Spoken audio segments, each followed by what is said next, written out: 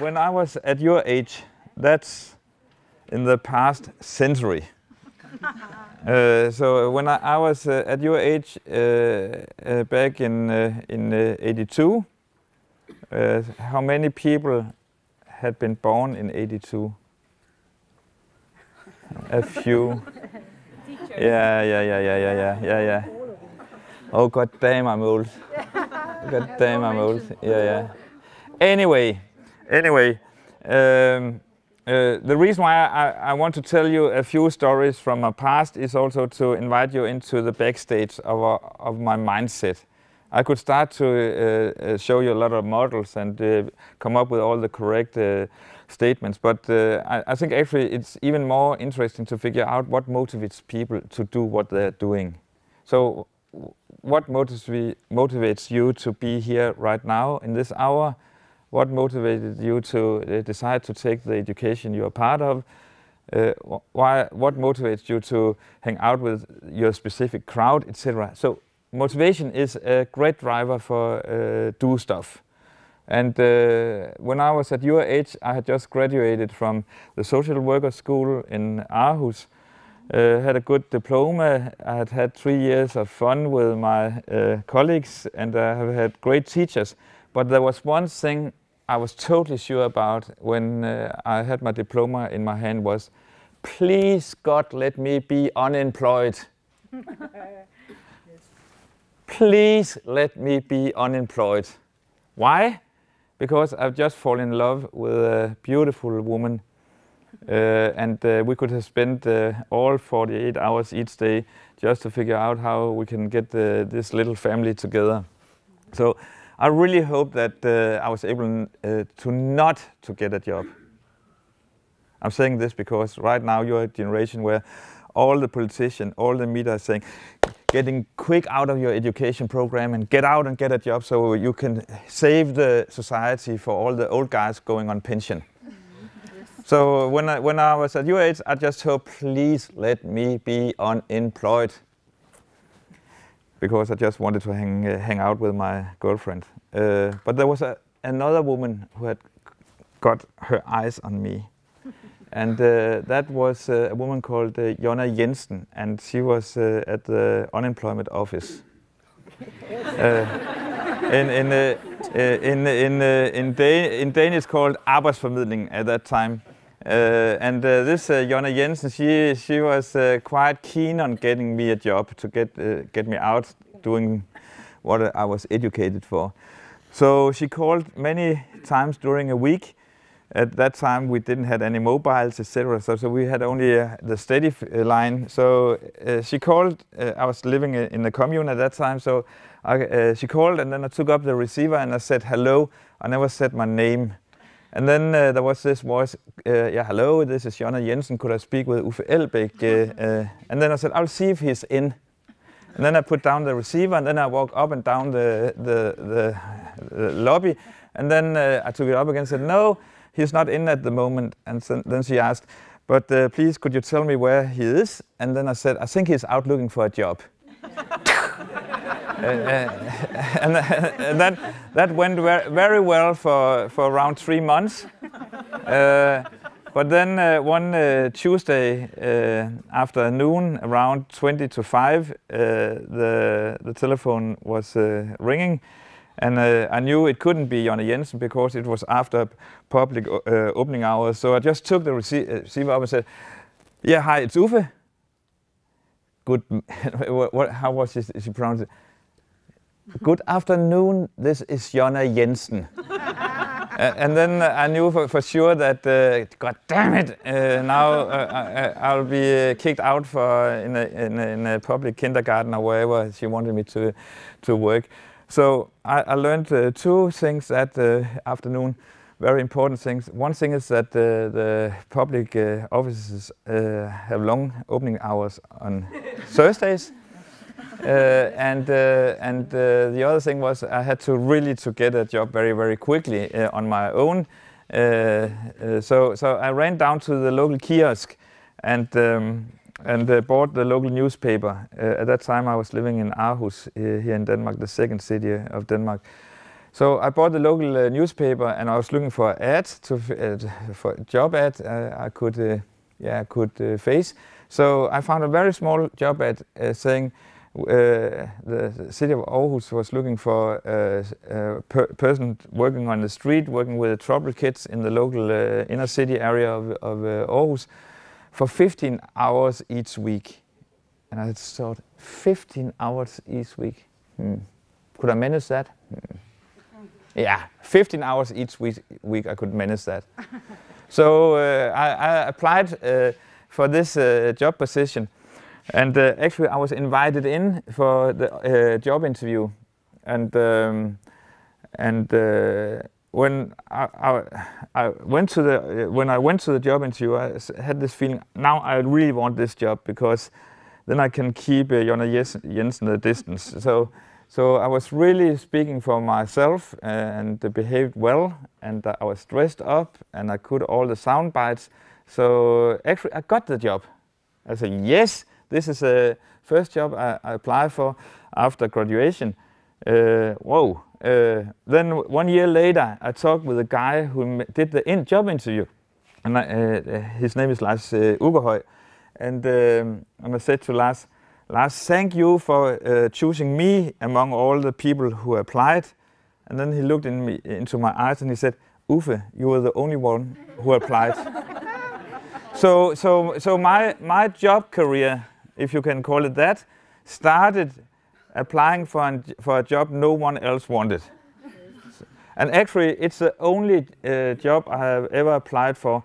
Since '82, I have created all my own job positions and created different kind of an organization. So I've been involved in creating a lot of jobs in Denmark, to be honest. So it started with Jonna Jensen kicking me out of my secure zone, and I applied for this job. What you should imagine, and now I'm moving a bit over here so I can feel especially these guys in the corner. What you should imagine was that that specific May Day, I was sitting together with 3 young men at my age in the late 20s in a little office, not bigger than this. And this happened, as I said, in '88, a May Day in '88. In the corner, there was a coffee machine brewing. And we were sitting talking about what new project should we actually start and what was on the agenda. And then suddenly there was a knock on the door. And we said, of course, we said, please come in. And in entered a young woman at 23 years old, a beautiful young red-haired woman. And she looked at us 3 younger men, and she said with a very charming, distinct Copenhagen accent, "Hi guys, do you want to play?" And we said, "What? What?" And then what happened was that there was 2 emotional waves interfering with each other in our bodies, because still there's a competition going on between Aarhus and Copenhagen. So there was one wave saying, emotional wave saying, "Don't be too smart."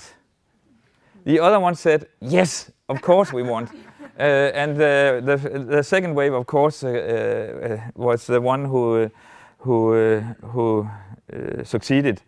So we asked, so what are you up for? And please, again, she was 23 years old, so younger than some of you. And she was very good in communication, so really cliffhanger communication, because she said, "Hey guys, we are a group of young people in Copenhagen. We are around 15. So 15, that's the amount of, if we take these 2, this group here, and this group over there. So around 15 young people, the age of 23, around 23, 24 years old. And she said, we've got a very, very simple, very straightforward, very concrete idea. And then she made a big pause, and we were sitting there, yeah, but tell me, hey, yeah, what? yeah, but we have got this idea for a project, and it's going to take place next year, and it's actually very straightforward, very concrete, and we want you from the front runners to be involved in it. And we said, yes, but please, what is it? And then she looked at us and she said, the idea is, as I said, very concrete, very simple. And then a big pause again. And we were just, come on. And then she said, okay, what we want is to invade Soviet Union. And we said, what? Then she said, yes, we have got this idea that next fall, the fall of '89, we will actually invade across the border of Soviet Union. We expect 2,000 young people from Scandinavia crossing the border of Soviet Union and then moving up to Moscow and then make a big rock concert on the Red Square in front of Kremlin. And please still remember, we were sitting in this little corner office over there. We had no money. The coffee machine was brewing fresh coffee, morning coffee. And there's this young girl, 23 years old, standing in front of us saying, we want to invade Soviet Union. And the reason why I'm saying this right now is that a lot of stuff is happening in Russia these days. At that time, still the Berlin Wall were up.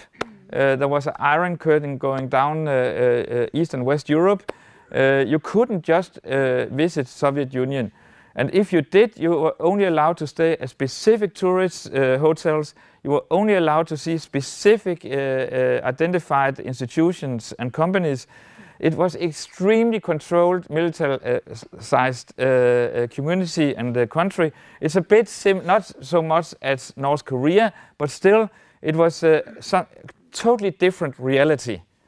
And Gorbachev, the new leader of the Communist Party, was the rising star, and he talked about glasnost and perestroika, but something, which means that something happened. But still, it was the evil empire, as Ronald Reagan said. So we were sitting in this backyard in Aarhus, May Day '88, looking at this young woman, 23 years old, talking about invading Soviet Union. And the first question we asked her was, has you any allowance to do that? Has anyone said okay for that? And she said, no, of course not. And the second question was, because we very quickly started to count 2,000 people into Soviet Union, travel expenses, light and sound equipment, stage equipment, musician flying in from Copenhagen, food, shelter, and suddenly we started to count. We said we could see the budgets growing in front of us, and we said, "Do we have any money for this project?" And she said, "No, but I think we will be able to manage." Okay. And again, they were not. The group was not bigger than these two group of women sitting there, and the corner over there with the guys. So they were not bigger than that. And we looked at her and we just said, yes, of course we should jump into this project. It's too crazy. And then we started to work day and night on this project the next more than a year. And in September '89, two big cultural caravans started out from Denmark. One went from Copenhagen through Germany into Poland and all the way up to Moscow. The other one, which I was part of, went into Sweden up through Finland, and then into at that time Leningrad, now St. Petersburg, and all the way up to Moscow. The whole project was called Next Stop Soviet, and check it out if you want to know more background information on it. And we were actually able to do it. It's the most complicated project I've been involved in, but also one of the most inspiring and fascinating projects. And 2 weeks before the concert had to be organized local authorities in Moscow decided to move it out in front of Moscow University, but the event happened. And so I think it was the 1st or 2nd of October, the event happened. And on the stage were Danish rock musicians, for example, Lars Hook, he's an old guy now, but at that time one of the big names. And we were standing in front of the stage, and around us was a wall of military people trying to secure the control. And of course, it was totally fascinating, totally fascinating to be part of a project like that. And the reason why I'm saying this is that, can you imagine if one of you guys was standing up and say, hey, I have a simple, concrete, very practical idea. And then said, we want to make a rock festival in North Korea. Mm-hmm. Who wants to be part of it? And we have 1 year, and we have no money, and we have no organizations, and we have no organizational backup, but I think this is important. And of course, time has changed, but I still remember this young woman on 23 years old standing in front of me saying, hey, I got a practical, very straightforward ideas. And she had the motivation to follow her dream and her own ambition. And it has nothing to do with what was the official agenda. This was something coming from a very outsider position. And suddenly we were part of writing history, because when we were standing at the Red Square, I still remember, I think it was the 3rd of October, there was a group of Danish journalists following us, and they asked me, Uffe, when do you think anything really important will happen in Soviet Union? And the reason why they asked me that was that we were the first from West Europe who was allowed to stay at people's private places. Normally, as I said before, we have to stay at hotels, but we were allowed to stay at people's private places. So over the kitchen table, we've been drinking vodka and champagne. That was the only thing you can get at that time in Russia. It was cheap, and the quality was lousy, but it was on the shelter. So we were drinking champagne and vodka.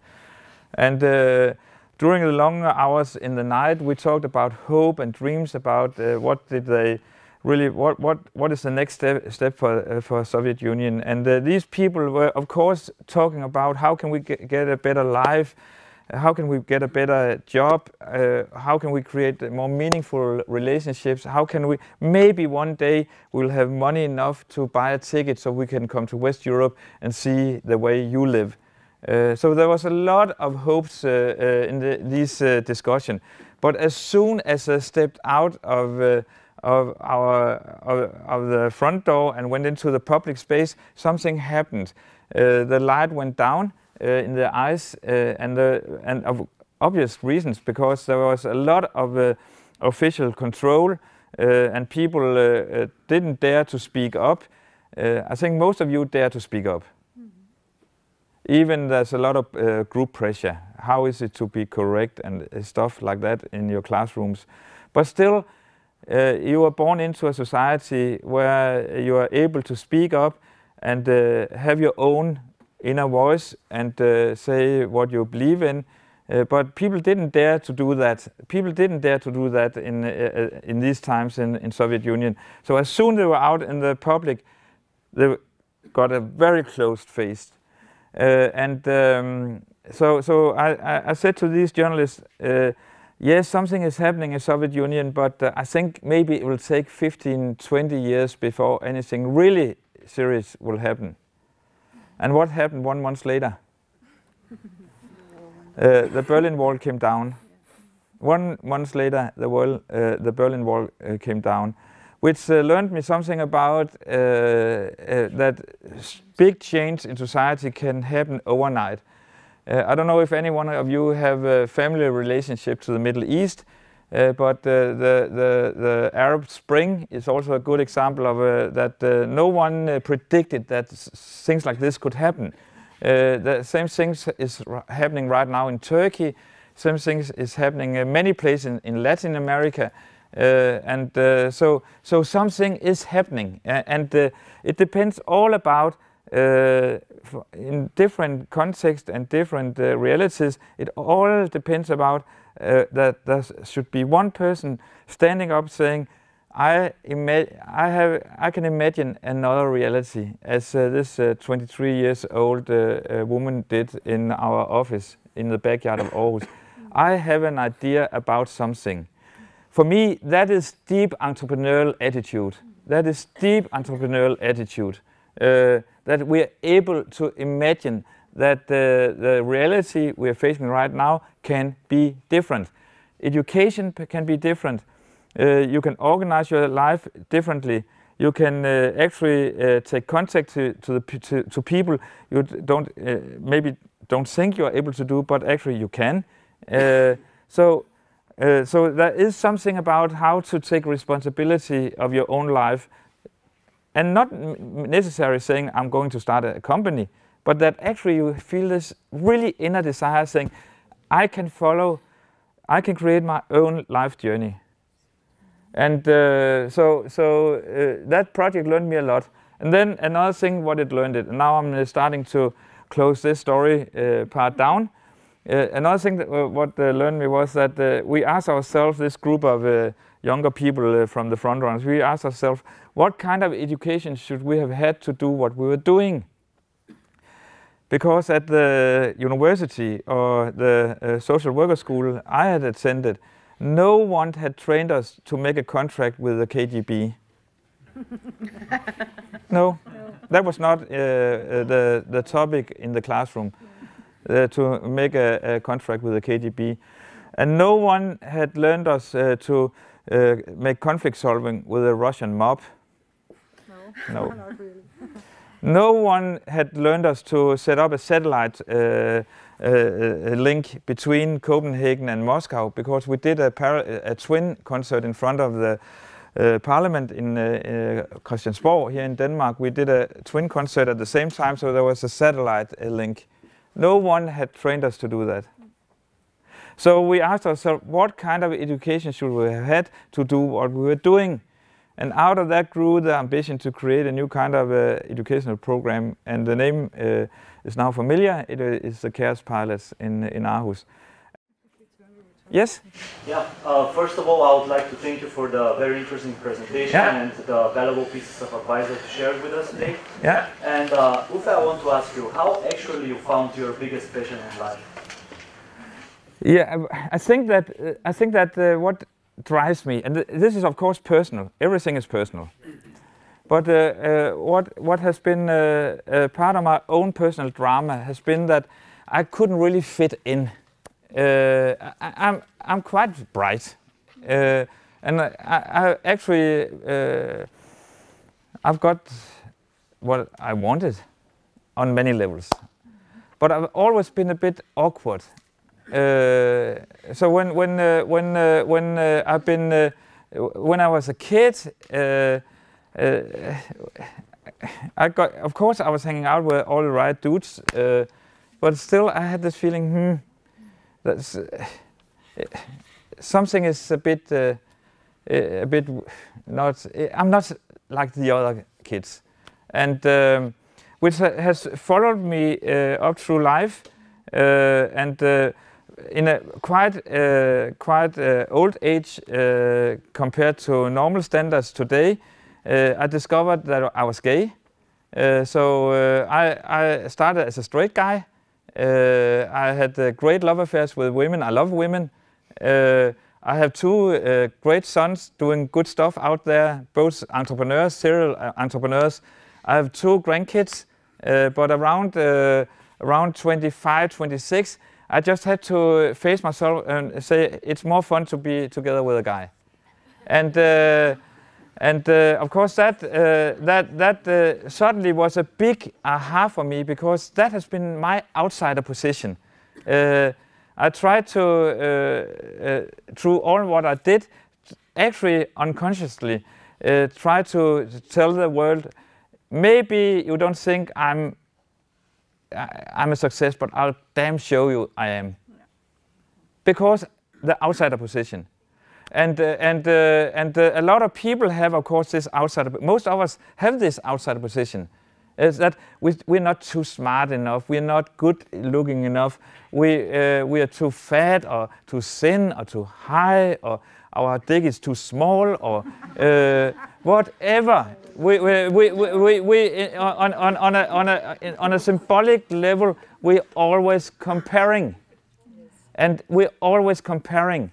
And which means that I'm believing in the wrong religion, or I'm a member of the wrong political party, or etc. etc. So that's this, which and then coming back to actually what I started to talk about. What is the most outstanding entrepreneurs I know about? And they're not gay necessarily, for sure not. But there's a lot of good, really smart gay entrepreneurs, gay lesbians entrepreneurs. But that's not the moral or conclusion. But it was really interesting. I was setting up through my public school process, and in the gymnasium, I was sitting together with Anders Dam, who's now the CEO of Jyske Bank. And we always had this fun because when we are meeting each other today, he said, I became the most strange CEO of a bank in Denmark. And I said, yes, Anders, and I became the most strange principal in Denmark. And both of us were sitting for nearly 10 years together, and Anders is not gay, I have to say. But we had this feeling that we were awkward, and we were not living up to the standard academic context. And we, in a way, in the gymnasium, we cheated a bit. We had this bright face out there, but actually we didn't know what we were up for. But we came through, and we got good exams. But we had this very friction inside that things can be different. Things can be different, and you can create your own life journey, and don't live up to all the other guys' expectations. Live up to your own expectations, and figure out what is the inner drive for me. Okay? Yes. Another question. I think we can manage one more. I don't want to talk with all the old guys. Yeah. Talk about the drive and motivation. Do you think like the school system should encourage that more? Is it even possible to have these KaosPilots? I think system or will it work? I have a huge respect for my educational colleagues as on a personal level. I meet really engaged staff at the most educational institutions. But to be honest, I think that the educational system sucks. And not because that people are not good, not because and just take it. This is a very subjective statement, and you have to figure out your own conclusions. But the reason why I think it sucks is that not because they're not good people, but there's something wrong with the system. And the reason why I think there's something wrong with the system is that what this educational system produce you as a result is people who only use maybe up to 30% of their personal capacity. When you see these small young kids coming into first grade and the teachers are saying, hey, I have a question, is anyone who wants to answer? Then you see 20 fingers coming up in the air. They are so curious. And what happens over the next 10, 15 years through this educational culture is that less and less dare to put up their hands, which for me is a very tricky question.